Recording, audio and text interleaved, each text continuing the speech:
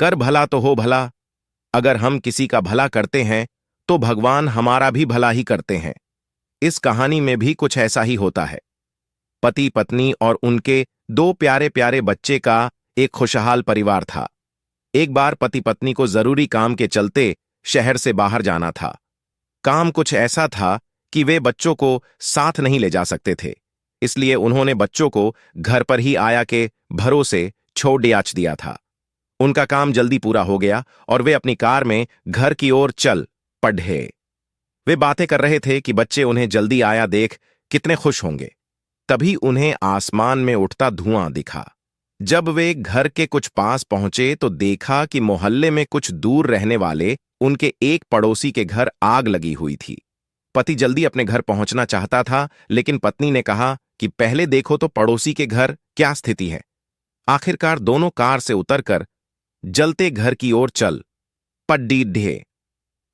वहां बाहर लॉन में एक महिला बदहवास सी हालत में चीख रही थी, कोई भीतर जाकर मेरे बच्चों को बचा लो। उसकी हालत देखकर पति को बड्डी दया आई।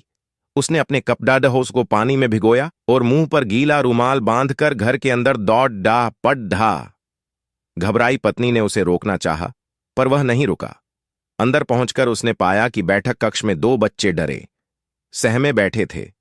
उसने दोनों को उठाकर सीधे दौड़ लगा दी और बाहर आकर ही दम लिया। पड़ोसी महिला को उसके बच्चे सौंपते हुए उसने पूछा कि क्या भीतर कोई और भी है, क्योंकि उसने कुछ और आवाजें भी सुनी थीं।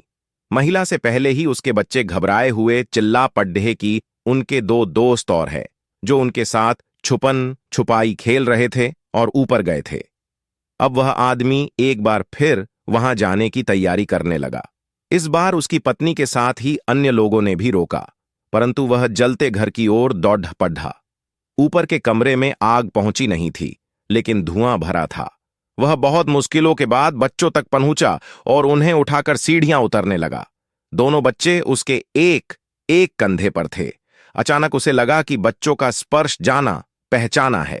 बाहर आकर उसने बच्चों को कंधे से उतारा तो उसकी पत्नी चीख मारकर रो पड़ी। पति की आंखों में खुशी के आंसू थे, क्योंकि ये उसी के बच्चे थे। दरअसल बच्चों की देखभाल करने वाली आया दोनों बच्चों को पड़ोसी के यहां छोड़ डकर कुछ देर के लिए सहेली के साथ बाजार चली गई थी और उस बीच अग्निकांड हो गया था। अगर आपको हमारी स्टोरी अच्छी लगी हो तो अपने दोस्तों के साथ भी शेयर कीजिए और कमेंट में जरूर बताइए कि कैसी लगी।